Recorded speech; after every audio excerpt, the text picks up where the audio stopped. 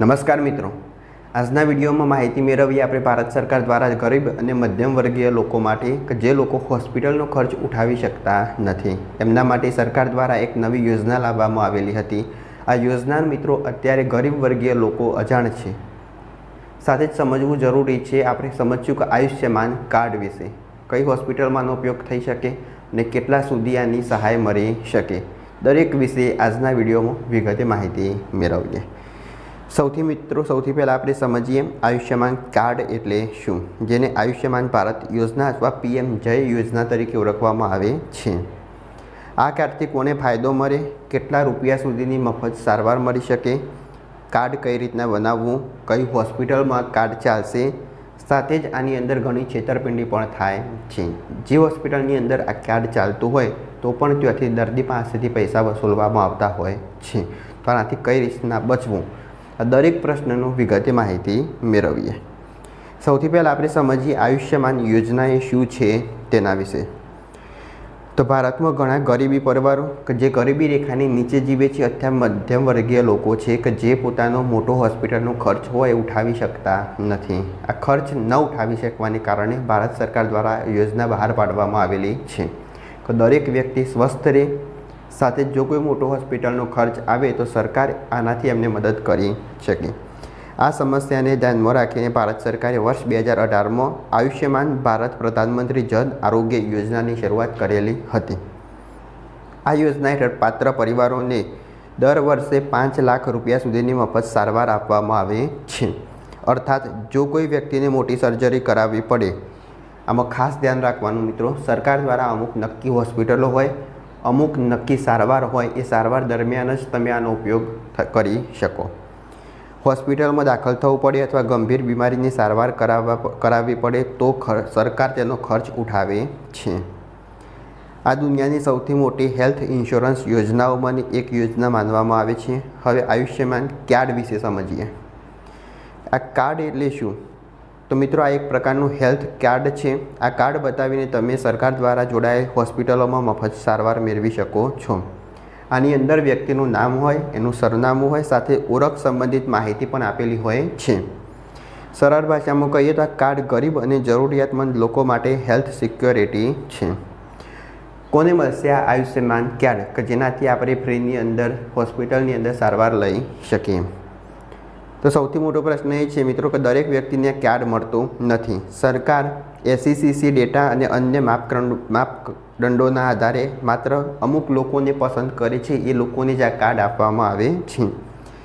એના માટે સામાન્ય પાત્રતા કેવી હોવી જોઈએ? તો ગરીબ પરિવાર, મજૂરો હોય, ગ્રામીણ વિસ્તારના લોકો હોય, કાચા મકાનમાં રહેતા હોય, દૈનિક વેતન પર કામ કરતા હોય, ST/SC પરિવાર હોય, કેટલાક BPL પરિવારો હોય, તો એમને આના અંદર સામેલ કરવામાં આવેલા છે। એમને આ કાર્ડ મળશે કે જેથી હોસ્પિટલનો જે મોટો ખર્ચ હોય એનાથી એ બચી શકે।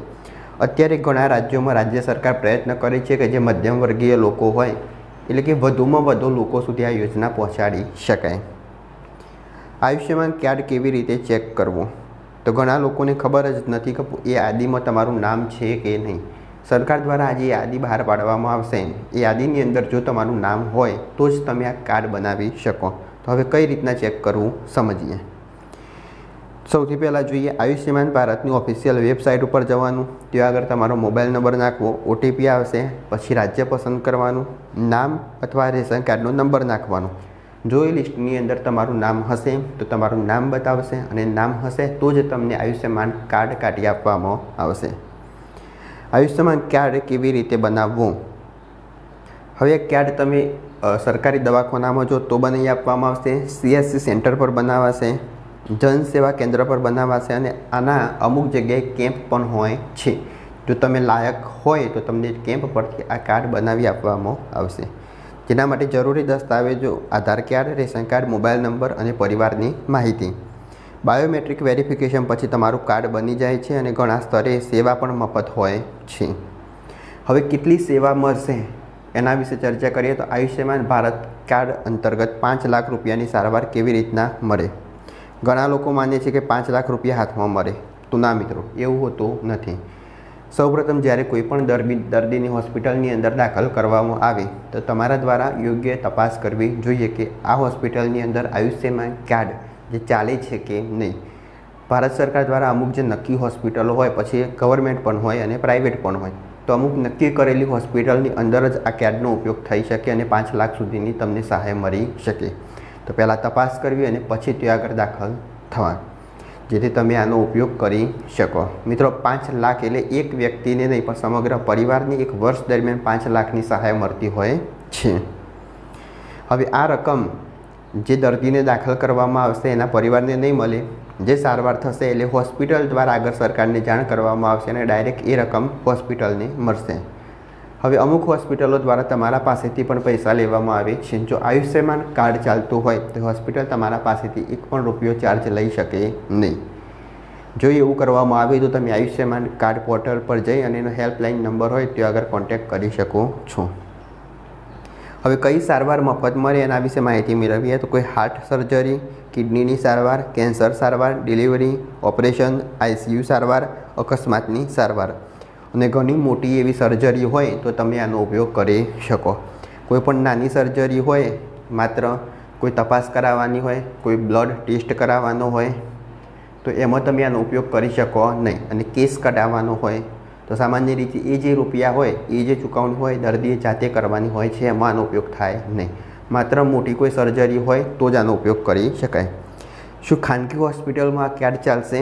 તો હા મિત્રો, આયુષ્યમાન કાર્ડ ઘણી ખાનગી હોસ્પિટલમાં પણ ચાલે છે, પરંતુ દરેક હોસ્પિટલમાં નહીં.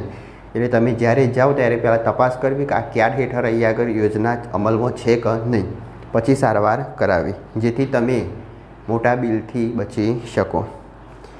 લોકો સાથે છેતરપિંડી પણ થાય છે કે આયુષ્યમાન કાર્ડ કાઢી આપવાના બદલે લોકો 500 રૂપિયા લેતા હોય છે. સરકારી હોસ્પિટલની અંદર અથવા જનસેવા અથવા કેમ્પની અંદર તમને આ કાર્ડ મફત કાઢી આપવામાં આવશે. એના માટે કોઈ પણ ચાર્જ લેવામાં આવતો નથી અને તાત્કાલિક આજે હોય એની અસર શરૂ થાય છે અને તમે એની સેવા મેળવી શકો. આયુષ્યમાન યોજનાના ફાયદાઓની વાત કરીએ તો ગરીબ લોકોને મોટી સારવાર મળે, હોસ્પિટલ ખર્ચનો ભાર ઓછો થાય, ગામડાના લોકો માટે મદદરૂપ, ખાનગી હોસ્પિટલમાં પણ સારવાર અને કેશલેસ સુવિધા ઉત્પન્ન થાય છે.